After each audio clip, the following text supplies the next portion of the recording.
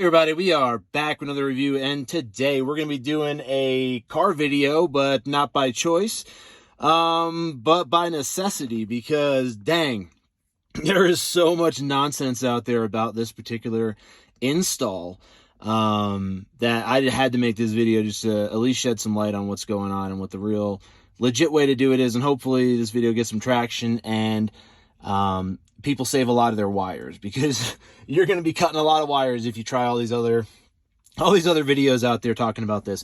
So I got a double DIN conversion that I'm doing. There's the dash piece up top. I did all the wiring correct on the wiring harness. Got no sound. And people were saying, oh, you got to connect this blue wire and then to the two reds on the power on the harness, and that'll allow you to get power to the amplifier, this, that, and the other. But that's not right either. That's just part of it. So what I'm going to show you is the next thing you're going to see is once you disconnect your actual radio, you're going to have two harnesses that unplug. There's going to be this one, the black one, that connects to the back of your stock stereo, which is going to be the power and all the outputs to the amplifier. And then you got the original stock harness here to the car here. I did not tap into that, but needless to say, that is the other one that's in there. And then you'll have over here the antenna plug. So with those taken out, you're going to add on your antenna plug, and then you're going to have your other harness. Now, to power the amplifier, because this is something you're going to have to do if you want to have this thing hooked up and have power to it so that you can get, sound through your speakers, basically, because it's basically going to be, the screen's going to be on, everything's going to be working, but you're just not going to hear anything, whether it's on the antenna, the disc, it doesn't matter if it's Bluetooth, nothing will be heard. So the second harness that you have here is going to have a pink wire on it. So that pink wire is the one that you're going to want to run power to. So it was running to the harness. I ended up cutting it, and then in the back here you could see I ran a test wire to it to give it power, and it actually worked. The stereo turned on, the amplifier powered up. I didn't have to do any bypasses. I can utilize the entire stock system and have an aftermarket double DIN radio installed just by running a power line to this pink cord right here on this adapter. This was the second harness that was on the stock stereo. So like I said, that's going to be the one that runs out to your amplifier, and all you need to do is run some power to it and you will hear it. So if you just came here for the little hack, there you go. Run some power to the pink wire, and you got power to the amplifier, and plug everything up based off of color, and you're good to go. But if you want to actually see the connections, hang out. I'll do a transition, and then we'll show you it, and I'll turn the radio on so you could hear it. So, yeah, hopefully that helped you out. If it did, drop me a comment down below. Drop a thumbs up on the video. So for those of you that wanted to hang out and see the connection, so I did go through and check all my connections back here. Those were all fine, which was like a total headache. But the amount of times that I've tried different things, look how many times I've had to splice the harness. Insane. But I'm going to actually go through and run a red wire here. I did run a blue test wire. Obviously, the wire is not going to be blue. It is a red wire.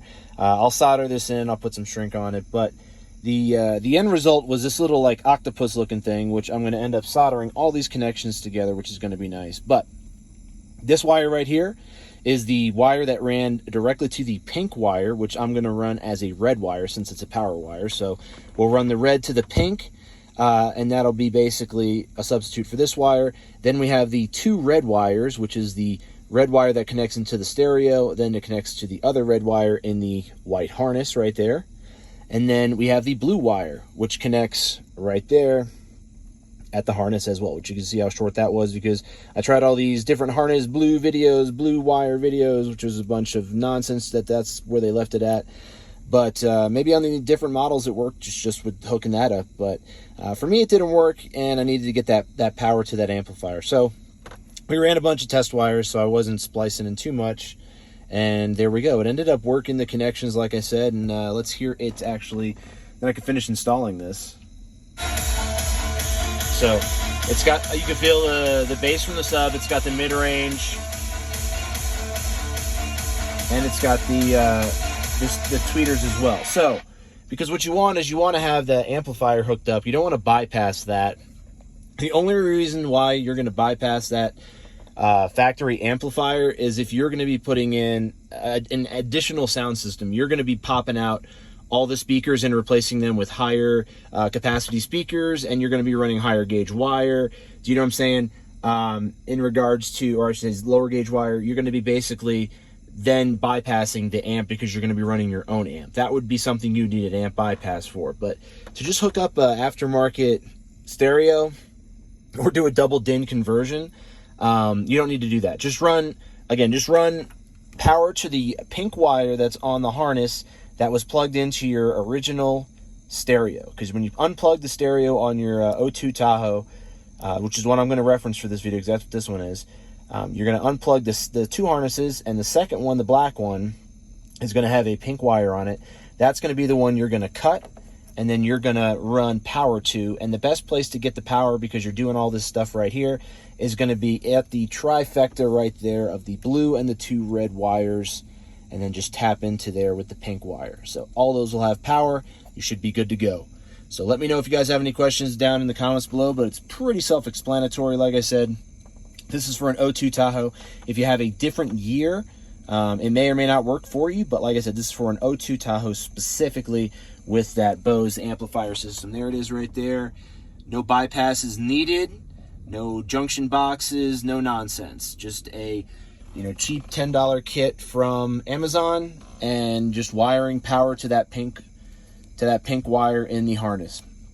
That's it. So drop a thumbs up if you like this video. If you want more content like this, subscribe for more, because I do reviews every single day. So look out for that, and have a great rest of your day.